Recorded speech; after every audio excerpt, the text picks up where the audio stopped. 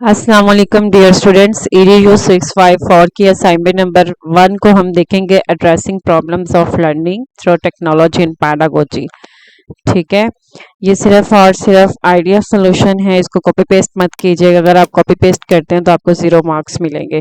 So let's start. हम अपनी assignments की इंस्ट्रक्शंस को देखेंगे। इस असाइनमेंट को अटेम्प्ट करने के लिए जी आपने वर्ड फाइल में अपनी असाइनमेंट बनानी है, ना कि रिटर्न फॉर्म में। ठीक है, जैसे ये वाली फाइल मेरे पास ओपन है, इसी में आप अपना सॉल्यूशन जो है वो प्रिपेयर करेंगे। इसके अलावा जो मेन पार्ट है, प्लेजरिज्म नहीं होना चाहिए चैट जीपीटी से या फिर इंटरनेट से। अगर आप कॉपी पेस्ट करेंगे तो आपको 0 मार्क्स मिलेंगे।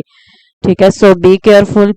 और जो सेटिंग आपने करनी है इस डॉक्यूमेंट की असाइनमेंट प्रिपेयर करते वक्त, वो टाइम्स न्यू रोमन होना चाहिए और फॉन्ट साइज और ट्रेवल होना चाहिए। अब इसके जो मार्क्स हैं वो 20 मार्क्स हैं, तो 20 मार्क्स के अकॉर्डिंगली आपने अपने असाइनमेंट को प्रिपेयर करना है। हमारा जो क्वेश्चन है वो ये है कि how teachers can make difficult topics easy for student. कि एज अ टीचर जो है, एक उस्ताद होने के नाते जो है वो आप जो मुश्किल टॉपिक्स हैं आप स्टूडेंट्स के लिए उसको किस तरह से इजी कर सकते हैं, किस तरह से उनके लिए आसान बना सकते हैं, इसको आपने एग्जाम्पल्स के साथ एक्सप्लेन करना है। ठीक है, अगर आप एग्जाम्पलरी जो है इस क्राइटेरिया के अंडर जो है क्वेश्चन का आंसर करते हैं, देन जो है वो आपको 15 से 20 मार्क्स मिलेंगे। Explain effectively that how can teachers make difficult topics easy for students. तो एग्जाम्पल्स के साथ आप एक्सप्लेन करेंगे और उसमें ग्रामेटिकल एरर्स नहीं होंगी और उसमें तमाम आंसर की रिक्वायरमेंट जो है, अगर आपका क्वेश्चन की रिक्वायरमेंट के अकॉर्डिंगली अगर आंसर जो है वो रिक्वायरमेंट्स मीट करते हैं, देन आपको 15 से 20 मार्क्स मिलेंगे। So let's start. हम आंसर देखते हैं कि जी क्या है। Teaching difficult topics is a common challenge in education for students. Students often struggle when concepts are abstract, complex, and unfamiliar. Therefore, it is the responsibility of teacher to adopt methods and that make learning easier, meaningful, and interesting. सो जो teacher है वो teacher basically होता किस लिए है कि अगर किसी टीचर का काम क्या है, अगर वो टीचर जो है वो टीच कर रहा है, अगर स्टूडेंट को जो है वो मुश्किल पेश आ रही है कि किसी कोई कॉन्सेप्ट उसको समझ नहीं आ रहा, तो फिर वो टीचर की ड्यूटी है, उसकी रिस्पॉन्सिबिलिटी है कि वो अपनी लर्निंग को ऐसा स्टूडेंट को ऐसे लर्न करवाए कि उनके लिए इजी हो और उनके लिए इंटरेस्टिंग भी बने और स्टूडेंट जो है वो इजीली अंडरस्टैंड भी कर सके कॉन्सेप्ट को। सबसे पहले जी एज अ टीचर जो है आप क्या कर सकते हैं, आप सिंपल लैंग्वेज का यूज़ कर सकते हैं। डिफ़िकल्ट कॉन्सेप्ट को आप एक क्लियर और सिंपल लैंग्वेज में एक्सप्लेन करें, बजाय कि आप कॉम्प्लिकेटेड लैंग्वेज यूज़ करें जो कि स्टूडेंट्स को समझ ना आए। इससे अवॉइड करना है। आपने कॉम्प्लेक्स आइडियाज़ को छोटे छोटे आइडियाज़ पे ब्रेक डाउन करना है। और while teaching grammar, instead of giving complex definitions of causes, teacher can explain them using simple।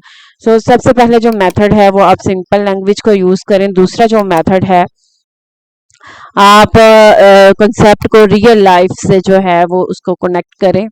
ठीक है, ताकि स्टूडेंट्स के लिए जो है वो कॉन्सेप्ट को समझना जो है वो इजी हो जाए। थर्ड पॉइंट जो ये है, आप ये कर सकते हैं ऑडियो विजुअल एड्स, जैसे कि चार्ट्स वगैरह का यूज़ कर सकते हैं, डायग्राम्स का, वीडियोस का। ठीक है, जैसे मैंने इसमें एक एग्जांपल ऐड की हुई है कि in the sign the structure of the cell can be explain through label diagram और 3D मॉडल।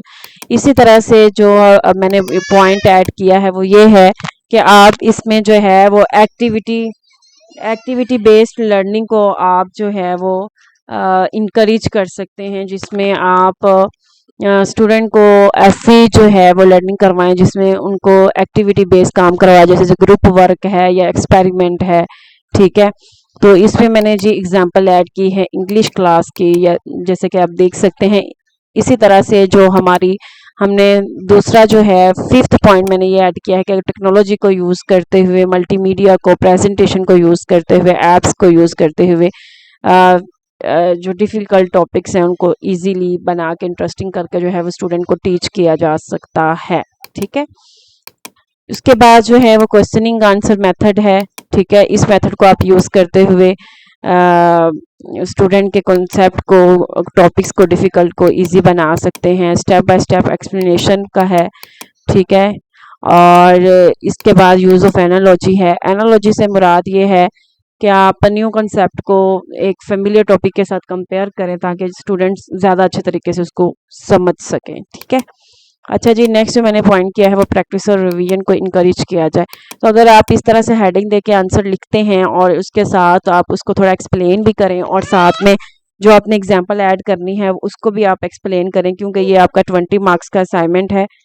तो ये डिटेल्ड आंसर इसमें रिक्वायर्ड होगा। अगर आपको यूनिक आंसर चाहिए, यूनिक असाइनमेंट सोल्यूशन चाहिए, तो मुझे व्हाट्सएप पे कांटेक्ट कर सकते हैं।